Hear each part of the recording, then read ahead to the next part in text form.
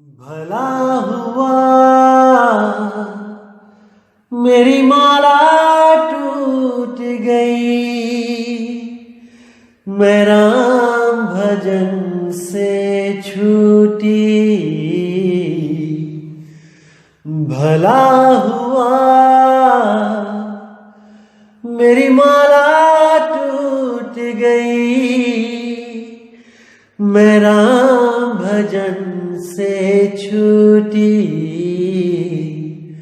मेरे सिर से टली बला, भला हुआ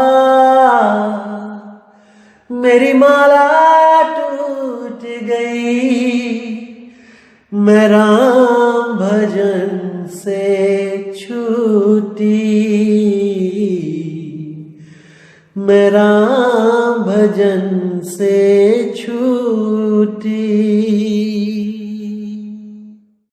नमस्कार मेरे प्यारे भाइयों, मेरे परमात्मा के प्यारे जीव हंसों।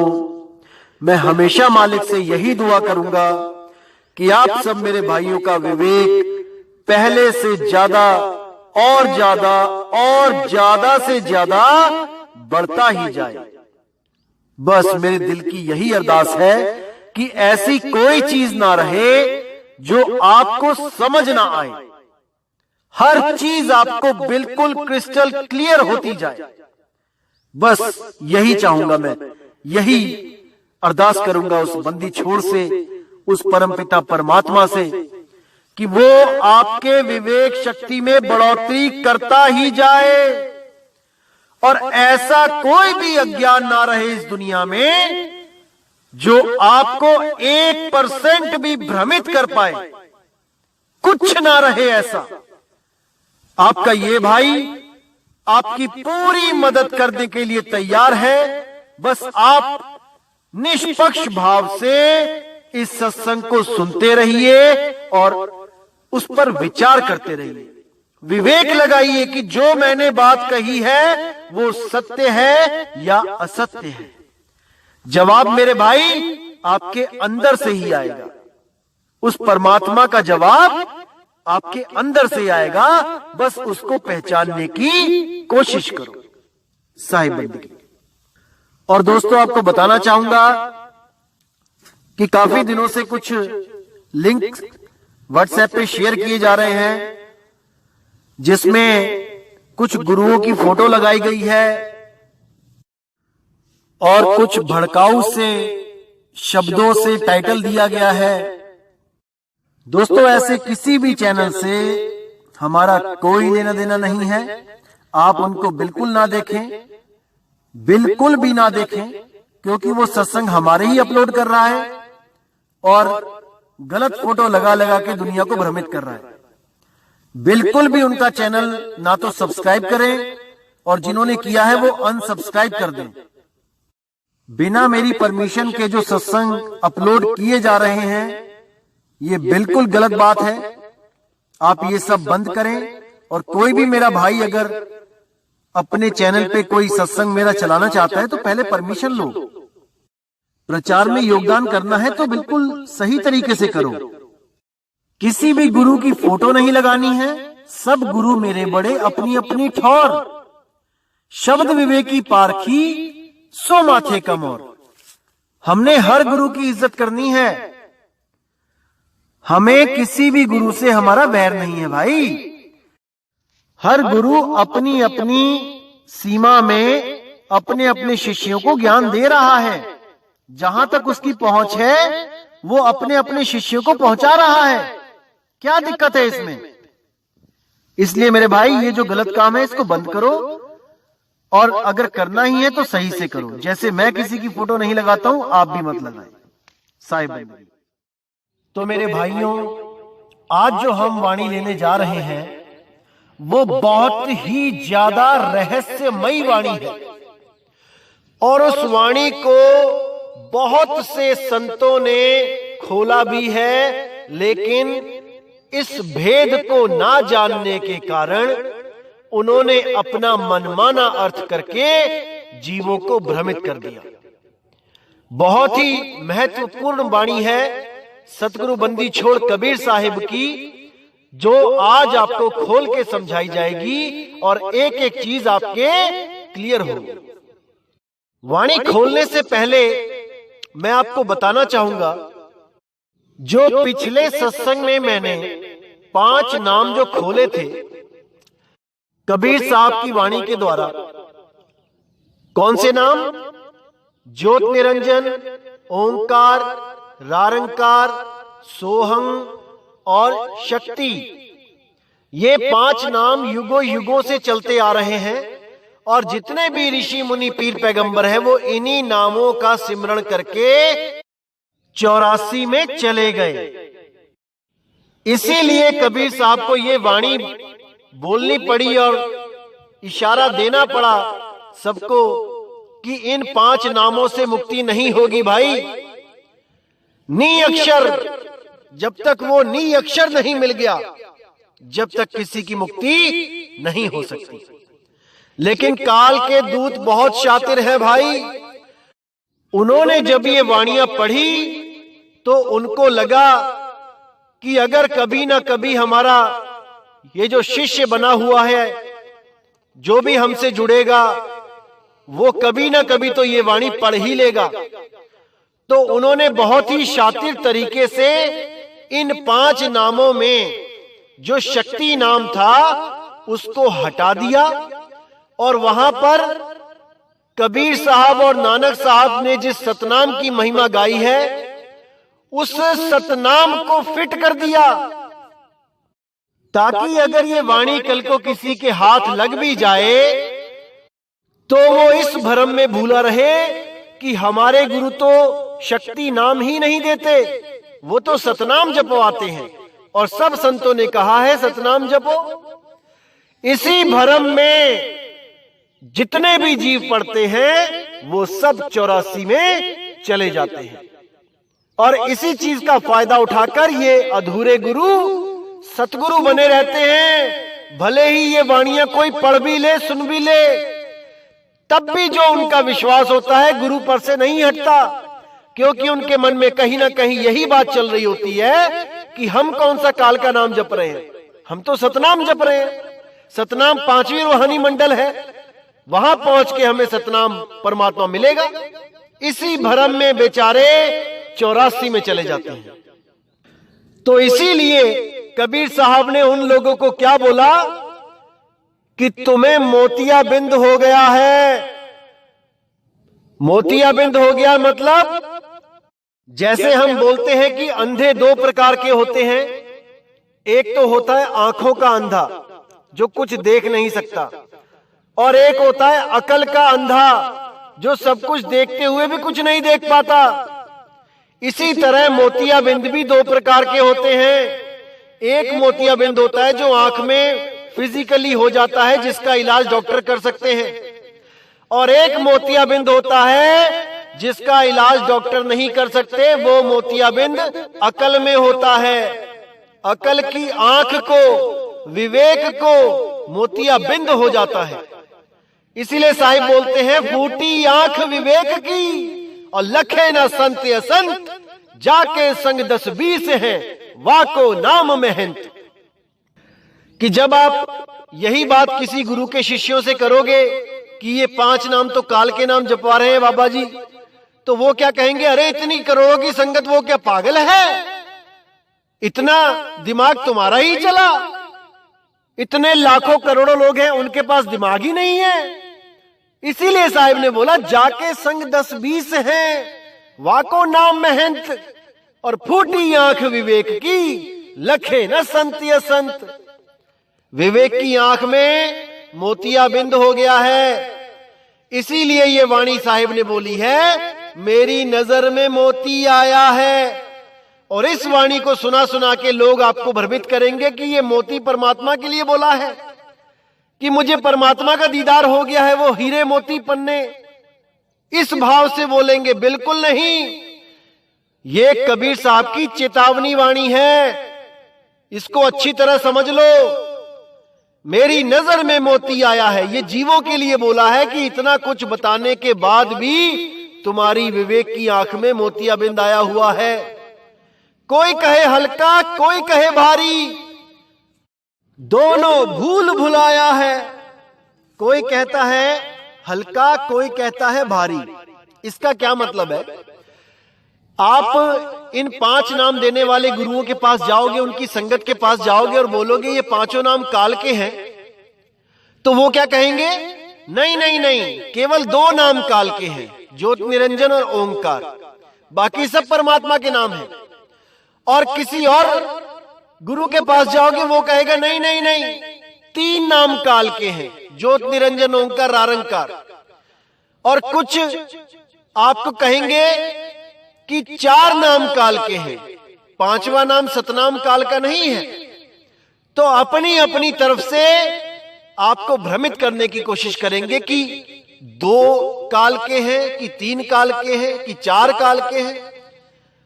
और किसी और गुरु के पास जाओगे जो कान में फूंक मारते हैं या जो ओम तत् सत को परमात्मा का नाम बताते हैं, इन्हीं 52 अक्षरों को, जो श्वासों में सतगुरु सतनाम जपवाते हैं, ये लोग आपको क्या बोलेंगे कि ये 5 काल के हैं, ज्योत निरंजन ओंकार अहंकार सोहंग सतनाम, ये 5 काल के हैं। तो इसीलिए बोला, कोई कहे हल्का, कोई कहे भारी, दोनों भूल भुलाया है। अरे मेरे भाई, ये 5 नाम काल के हैं क्योंकि ये 52 अक्षरों वाले नाम हैं, और जो तुम दे रहे हो वो भी काल के नाम है क्योंकि वो भी 52 अक्षर के नाम है। दोनों भूल भुलाया है, ये दोनों ही भूले हुए हैं। मेरी नजर में मोती आया है। तो आगे क्या कहते हैं? अब कहते हैं, ब्रह्मा विष्णु महेश्वर खाके, तिन्हू खोज न पाया है, शंकर शेष और शारद हारे, पढ़ रटी गुण बहु गाया है। तो कहते हैं ब्रह्मा विष्णु महेश भी युगों युगों तक भक्ति समाधि में बैठे रहे, लेकिन वो भी उस भेद को ना जानने के कारण उस परमात्मा को नहीं प्राप्त कर पाए। किसको प्राप्त किया फिर उन्होंने? ब्रह्म स्वरूप को।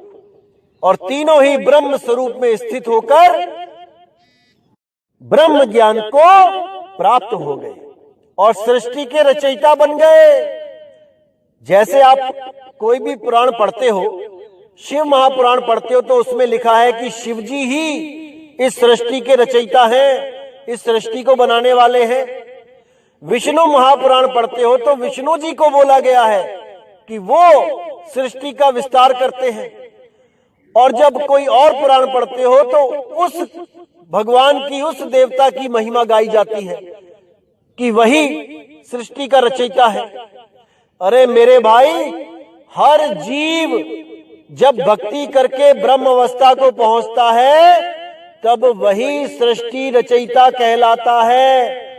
आप भी, मैं भी, सबके सब ब्रह्म अवस्था को अगर प्राप्त कर लेंगे तो हम सब ही भगवान कहलाएंगे, हम सब ही शिव कहलाएंगे। ये एक अवस्था है। इस दुनिया में कोई एक ब्रह्म नहीं है कि एक ब्रह्म ही सारी दुनिया का विस्तार करता है। हमारे जितने भी हम जीव हैं, हमारा एक स्वरूप ब्रह्म स्वरूप भी है। जब हम भक्ति करते हैं तब हम उस ब्रह्म अवस्था तक पहुंचते हैं। और उस ब्रह्म अवस्था को अगर पार कराने वाला कोई गुरु हमें मिल जाए तो हम पार ब्रह्म हो जाते हैं, यानी कि हम निअक्षर हो जाते हैं, हम निज नाम में समा जाते हैं। लेकिन जैसे कबीर साहब ने बोला है कि इस काल ने हर चीज की नकल बना रखी है, उसने ऐसी ऐसी अवस्थाएं बना रखी हैं इस मन की कि आपको लगेगा कि मैं मन से न्यारा हो गया हूं, काल से न्यारा हो गया हूं, लेकिन होते काल के ही दायरे में हैं। पता भी नहीं लगने देता ये कि आप न्यारे हुए कि नहीं हुए। इसीलिए कई जगह कबीर साहब ने पार ब्रह्म अवस्था, जो काल की नकली अवस्था है, नकली पार ब्रह्म, उसको काल भी बोला है कई जगह। आप वाणियों में देखेंगे तो पार ब्रह्म को भी काल बोलना पड़ा, लेकिन वो उस स्थान को बोलना पड़ा जहां काल ने अपना डेरा बना रखा है और वो स्वयं पार ब्रह्म बन के बैठा है। इसलिए कई जगह पार ब्रह्म को महाकाल भी बोला गया, लेकिन ये परमात्मा के लिए नहीं बोला गया, ये उस काल के लिए बोला गया जो रंग रूप बदल के पार ब्रह्म बन के बैठा है, जीवों को उलझाने के लिए, ये उसके लिए बोला गया। यही नियक्षर बन के बैठा है। इसीलिए कई जगह कबीर साहब को इनका खुलासा करना पड़ा। तो कहते शंकर शेष और शारद हारे, पढ़ रटिक बहुगुण गाया है। यानी त्रिदेवा ब्रह्मा विष्णु महेश शंकर शेष शारद ये सब हार गए, इनमें से किसी को नहीं मिला वो, लेकिन ये महिमा गाते रहे परमात्मा की, ये उसकी महानता का जिक्र करते रहे, लेकिन प्राप्त नहीं कर पाए। अब कहते हैं तिल के तिल भीतर बिरले साधु पाया है, चौदल कमल त्रिकुटी साजे ओंकार दर्शाया है। यानी जो लोग तिल के तिल यानी तीसरे तिल में इंगला पिंगला सुषुम्ना नाड़ी में चले जाते हैं, वो भी बहुत कम साधु जा पाते हैं। वहां पर भी वो दरवाजा जल्दी नहीं खुलता। लाखों करोड़ों में कोई बिरला ही उस सुषुम्ना नाड़ी को खोल पाता है और वहां जाकर चौदिल कवल में पहुंचकर ओंकार की अवस्था को प्राप्त करता है, उस ओंकार ब्रह्म में स्थित हो जाता है। आगे कहते हैं रारंकार पद सेत सुन्न मद शटल कवल बताया है, पार ब्रह्म महासुन मंजारा सोईनी अक्षर रहाया है। तो देखिए यहां पर इन्होंने साहिब ने बोल दिया कि अंदर जाके जो पार ब्रह्म महाशून्य अवस्था, जो काल की नकली अवस्था है, वहां जाके जीव को ऐसा लगता है कि मैं पार ब्रह्म परमात्मा को मिल लिया, और उसी अवस्था को वो नी अक्षर समझने लग जाता है कि मुझे नी अक्षर नाम मिल गया, जिसका जिक्र एक ग्रंथ में भी बोला गया है, आपने पढ़ा भी होगा, मैं नाम नहीं लूंगा, जिसमें सोई गुरु पूरा कहा है, 2 अक्षर का भेद बताए के बारे में आगे लिखा था अनुवाद में कि वो 2 अक्षर पार ब्रह्म में मिलेंगे, वो 2 अक्षर पार ब्रह्म में मिलेंगे। एक ने तो दुनिया बनाई है और दूसरे ने सतलोक बनाया है। यही वो भरम जाल है, किसने दुनिया बनाई है और किसने सतलोक बनाया है, ये 2 अक्षर को अलग अलग डिफाइन किया गया है इस किताब में। इसका भेद ये है कि एक ने दुनिया बनाई है, यानी इस काल ने दुनिया बनाई है, और इस माया ने नकली सतलोक अलखलोक अनामी लोक बनाया है। ये है वो 2 अक्षर ज्योत निरंजन, जिसको आप जब अलग अलग संधि विच्छेद करोगे तो 2 अक्षर जुड़ते हैं, ज्योत और निरंजन। ज्योत मतलब जोता वाली माता, शेरा वाली माता, जिसको हम शक्ति कहते हैं, और निरंजन मतलब अलख निरंजन काल भगवान, जिसको हम मन भी कहते हैं।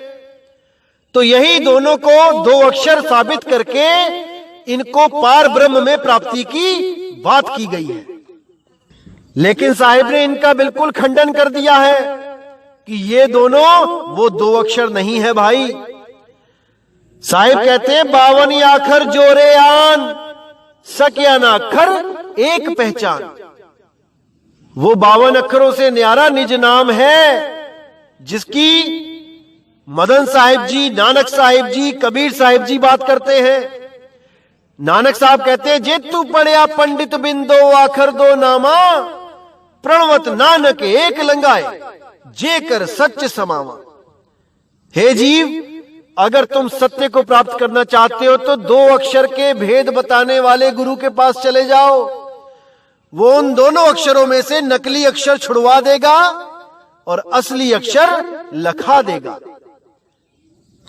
कहे कबीर अक्षर 2 भाख, होगा खसम तो लेगा राख। तीसरे अक्षर का तो जिक्र ही कहीं नहीं है। जो भी तीसरे अक्षर की बात करता है उसको तत्काल त्याग देना चाहिए, क्योंकि वो अक्षर और शब्द में भी फर्क नहीं जानता। वो आपको अक्षरों के नाम पे शब्द पकड़ा देगा। अब आगे कहते हैं भंवर गुफा में सोहंग राजे, मुरली अधिक बजाया है, सत्य लोक सतपुरुष विराजे, अलख अगम दो भाया है। अब ये देखिए यहां पे कितना क्लियर कर दिया है कि भंवर गुफा में जो वहां पे सोहंग की धुन है, जो वहां राजा है, वो जो भंवर गुफा में सोहंग की जो धुन चलती है वहां पे अपने आप बिना जपे उसको मुरली की तरह बताया है, क्योंकि मुरली भी श्वासों से ही चलती है। जो बांसुरी है वो हवा से ही बजाई जाती है, श्वासों से। तो उसको सोहंग को उसके साथ जोड़ के बताया गया है कि वहां पे मुरली बज रही है और वहां पर जो वायु तत्व की आवाज आती है, क्योंकि ये वायु तत्व हमारे शरीर में आ और जा रहा है। श्वास लेते हुए सो, श्वास छोड़ते हुए हंग की आवाज अपने आप स्वतः ही चल रही है। उसको जाकर वहां सुनेगा जो साधु, वो सतलोक सतपुरुष को प्राप्त करेगा। उसके बाद अलख और अगम जाके वहां दो पुरुष और बैठे हैं, वो उनको भी प्राप्त करेगा। यानी सतलोक तो छूट जाएगा, उसके बाद अलख लोक जाएगा, वो भी छूट जाएगा, अगम लोक जाएगा, वहां पहुंचेगा। और उसके बाद बोला है पुरुष अनामी सब पर स्वामी, ब्रह्मांड पार जो गाया है। यानी सतलोक भी छूट गया, अलख लोक भी छूट गया, अगम लोक भी छूट गया, उसके बाद अनामी लोक पहुंच गया और वहां अनामी पुरुष से प्रेम करने लगा। इसी के बारे में कई बार किताबों में लिखा होता है कि हमारा पंथ तो सतलोक से भी 2 पौड़ी ऊपर का है, और कई लोग तो कहते हैं 3 पौड़ी ऊपर का है। अपने अपने पंथों के नाम, उन्हीं के नाम पे धाम बना देते हैं और कहते हैं हम तो सतलोक से भी ऊपर, उसके भी ऊपर, उसके भी ऊपर लेके जाते हैं आपको। मूर्ख बना रखा है, मूर्ख, सबको मूर्ख बना रखा है इन लोगों ने। साहिब कहते हैं पुरुष अनामी सब पर स्वामी, ब्रह्मांड पार जो गाया है। वहां तक भी पहुंच गए आप, तब भी आपका कुछ नहीं हो सकता। क्यों? क्योंकि साफ बोल दिया यह सब बातें देही माही। ये जितना भी मैंने आपको सब बताया है ये सब शरीर के अंदर है। यह सब बातें देही माही, प्रतिबिंब अंड जो पाया है, इसी का प्रतिबिंब अंड में पड़ रहा है और अंड का प्रतिबिंब ब्रह्मांड में पड़ रहा है। इसी पिंड, अंड और ब्रह्मांड में सबको उलझा रखा है इन काल के दूतों ने।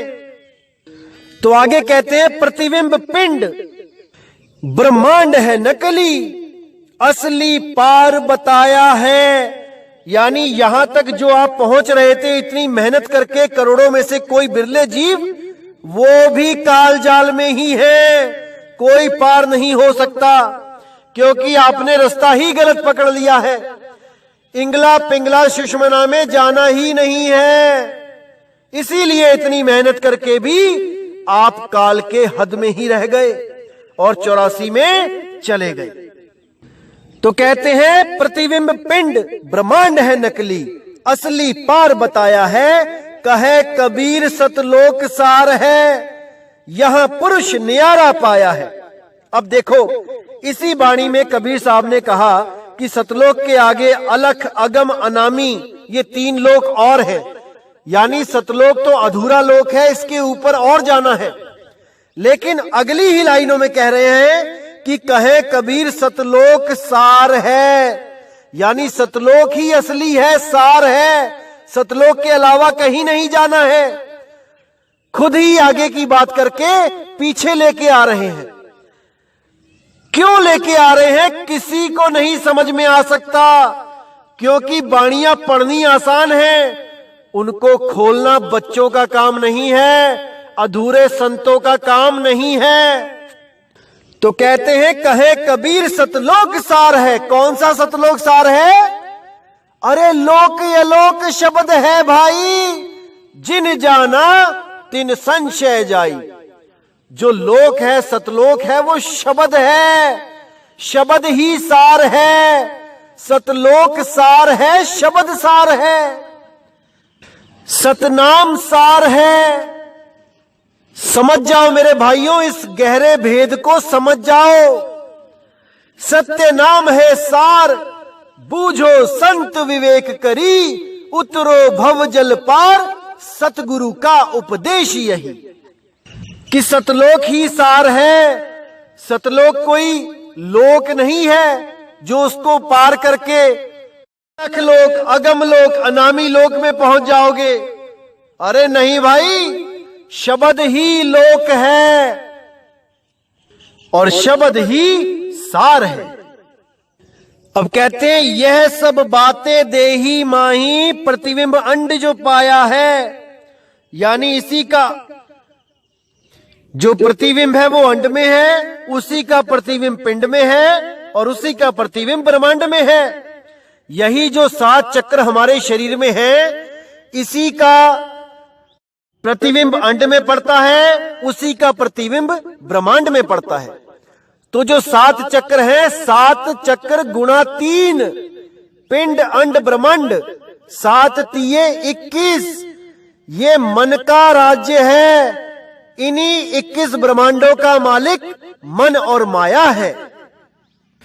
इन्हीं जो मेन 7 चक्र हैं, इनके ऊपर जो बैठा है वो अक्षर पुरुष, जिसकी वजह से ये मन राज कर रहा है, यानी इस राजा का भी वो राजा है लेकिन गुलाम बना बैठा है।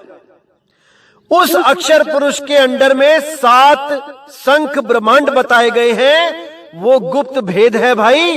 इन 7 चक्रों के ऊपर वो अष्टम चक्र पे जो अक्षर पुरुष बैठा है, वो मूल कमल का जो राजा है, वो अपने आप को भूल के इन 7 चक्रों में उलझा पड़ा है।